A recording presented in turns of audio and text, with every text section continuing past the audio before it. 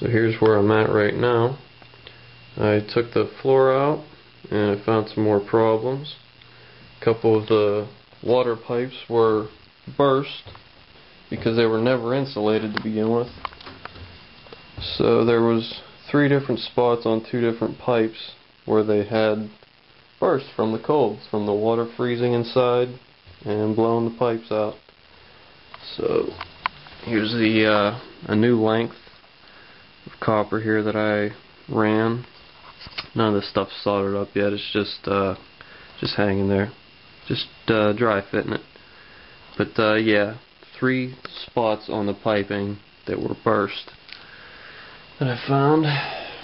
Did put some insulation on the other pipes so far. That'll keep that shit from happening ever again. I didn't want to insulate these yet because I'm not done soldering them. Once I get those soldered up, I can finish insulating them. Got all the electrical run, all the brand new wiring to my new boxes. And over here, there's another outlet there, another one, switch, and new box up there. Had to tie in one of the old wires that actually runs upstairs and powers the bathroom. So I had to run that back to the new light box. I got these strips of wood on top of the floor joist to bring up the level of the floor. Since I took out 1.5 inch thickness of 2 layers of 3/4 inch hardwood flooring, I had to build it up because my plywood's only 5/8 and I'm laying on top. The gas line wasn't supported by anything, it was just hanging. So I added these 1x2s with some L brackets and some construction adhesive, and put the strapping on there like it should be. Got one there, one here, one there, and one over there. So did a little bit of framing here around the window. What I could do to brace things up,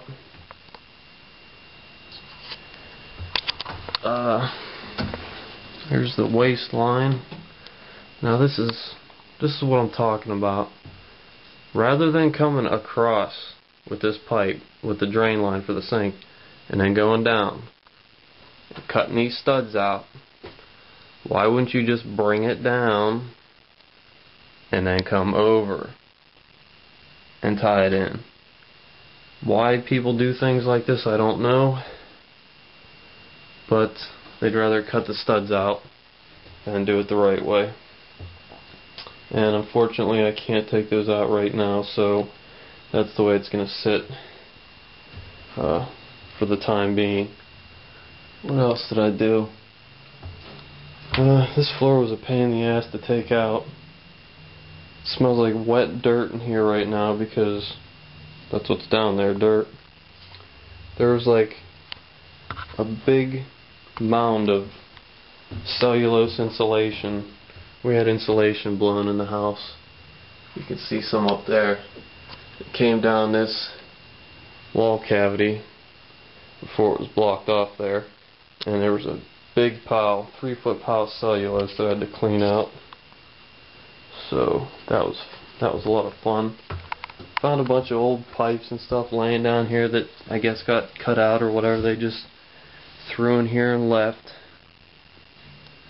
So I got all the voids blocked off, so now that no cold air can come up. I don't know if I said in the last video, I made an outlet outside on the side of the house. That's what that's for. While I had the walls open. And got my box here. I got everything marked what it's for. Outside outlet. One of these is for a fan switch, which goes over here for a range hood fan. And yeah, so I got a little bit more work to do underneath here.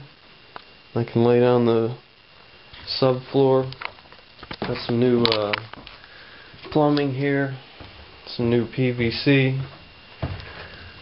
that I'm going to tie into the old with the new PVC here. Got a washer there. It's a lot easier working with PVC than it is galvanized steel, and it's a lot cheaper. So that'll be the new drain line. I gotta come up with some pipe here and solder a fitting on the end so I can use flex lines to go the rest of the way up to the sink. That's about it for now. Like I said, I'm pretty close to getting the subfloor in. Once I get these pipes finished soldered and insulated and clean out some of this garbage that's down here, I'll be ready to lay my stuff. This part is when a chisel goes into your thumb. Feels good. So I got part of the floor laid.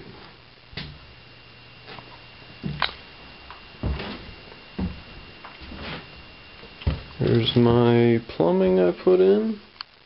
I chose to go with an oriented strand board here rather than plywood, just because it's about 1/3 of the cost of plywood, and it's made out of recycled wood basically. It's just as strong though, so I figure why not use it.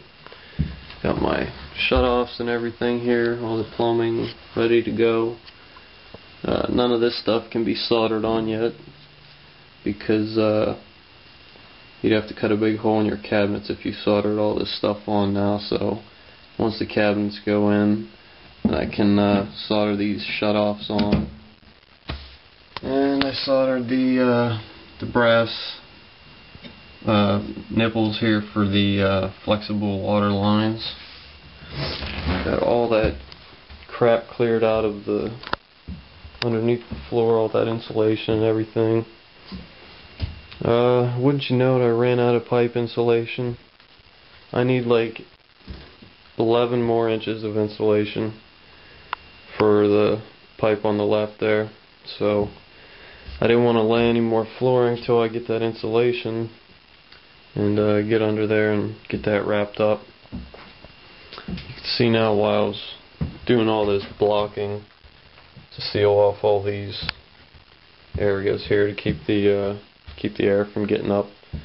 Now everything's nice and tight. Once I get all the rest of the flooring in and all that, I'll go around it again. You can see I went around it here with a little bit of spray foam just all along it. I'll trim that off before I put my drywall on. And a little bit around the pipes there, just to keep everything sealed up and nice and warm here in the winter. So, wish I had more time to work on this. I've been getting so sidetracked with other projects lately that I really haven't had time to do very much over here.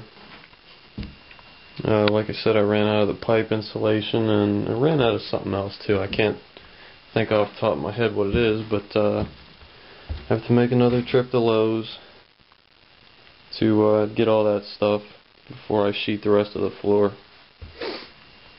And yeah, so once again, it's slow but sure. If I wasn't getting all sidetracked with all these other things that I have to do around here, I could have more done. But the porch railings I just replaced. I found a porch post that holds up the roof above the porch that was rotted, so that has to be replaced. I've been doing some stuff on cars, oil changes, coolant changes, all kind of stuff like that, getting everybody's car ready for winter. So, and I've been working outside a lot because we're only going to have a couple more nice days and it's going to get really cold. So figured I'd get some of the outside projects done and save this for last. Got my insulation over there. Got some R13 That's the biggest I can put in those walls because they're only 2x4. So yeah, that's the best insulation value I'm going to get, other than getting the whole thing spray foamed, which isn't going to happen. Got on my drywall here. That's mold and moisture resistant drywall. And I just cleaned up in here. This place looked like a wreck, man. I had all kind of tools and garbage everywhere. That's the other thing, the garbage. All the stuff that I pulled out of here, you know, has to get taken somewhere, so it's mostly all getting cut up and boxed up, and a couple boxes go out every week for the garbage man. I'm sure he loves coming to this house. He knows he's going to be picking up boxes full of plaster and whatnot. So anyways, that's where I'm at, and I'll continue the video once I get a little more accomplished. These are some of the new porch railings I was getting painted up. That is all the wood from the kitchen floor that I tore out. Big old pile. How you like them steps? I built them steps a couple years ago when I got this half of the house. The ones that were here before were on an angle like this. It's like going up a ladder, and they're falling apart. So anyways, made them steps a couple years back. You can see the new electrical line for the kitchen running the whole way over to the box. And it followed over. There's the crawl space that goes underneath the kitchen. Can't really see in there, but yeah. Lots of stuff down here. Big mess.